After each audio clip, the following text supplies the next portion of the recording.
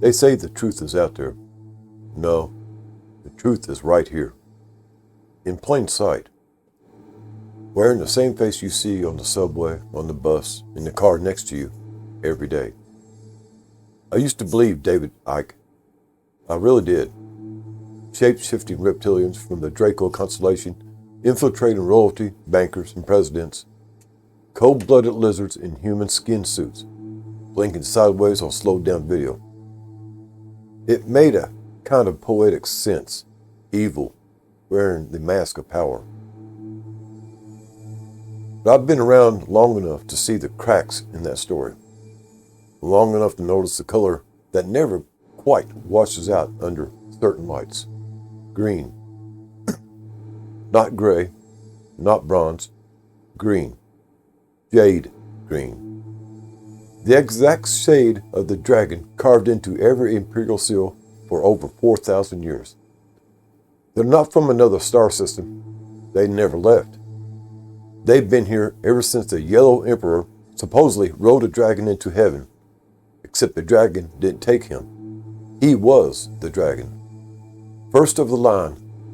First of the blood.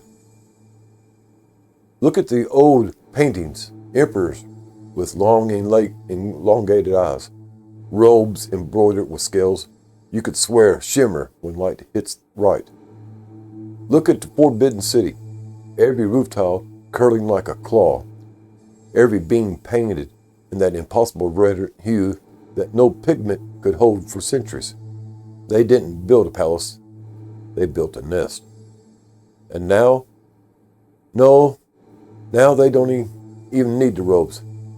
Their disguise is perfect.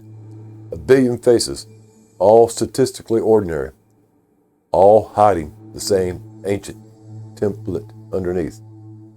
You think it's a coincidence that the world's most disciplined, the most patient, most long-term thinking society rose exactly where the dragon myths are the strongest? No, that's not culture. That's instinct. Hive instinct. I've seen it, not in blurry YouTube clips, in person. A high official under LED lights in a government hall, and for half a second the fluorescence catches something wrong. A flicker. Like oil on water, skin going faintly iridescent, pupils narrowing to slits before the hologram corrects itself. You blink, and it's gone. You tell yourself it was fatigue, but I know what I saw. They don't conquer with ships, they conquer with time. Generation after generation after generation.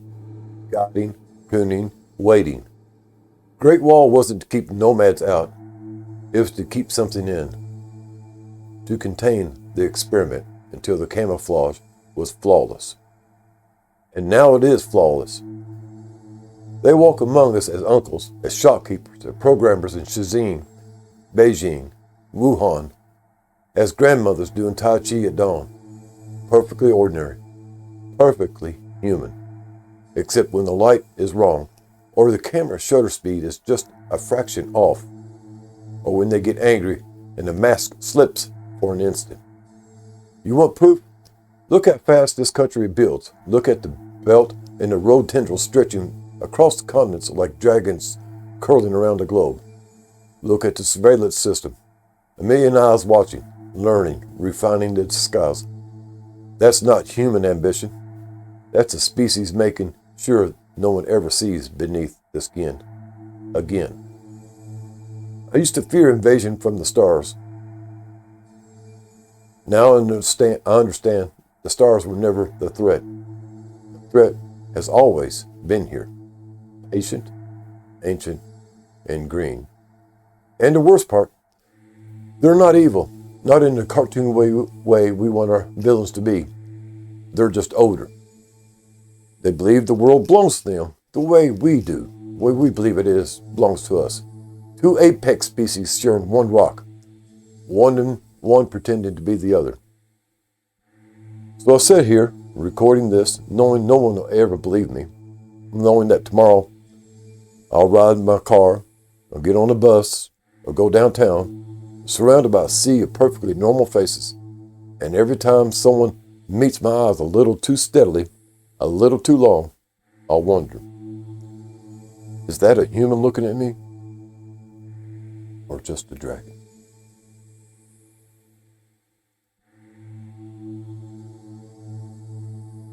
This presentation was in part created by artificial intelligence.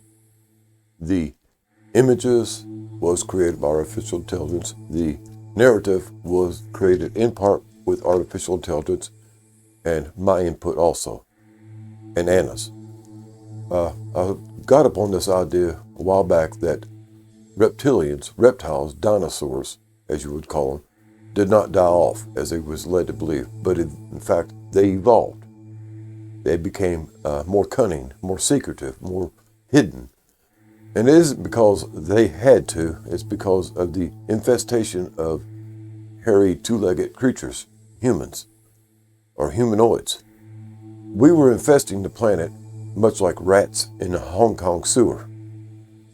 And they were no match for our reproduction, our advancement in covering and taking over the planet. So instead of giving way completely, giving over, they went into hiding.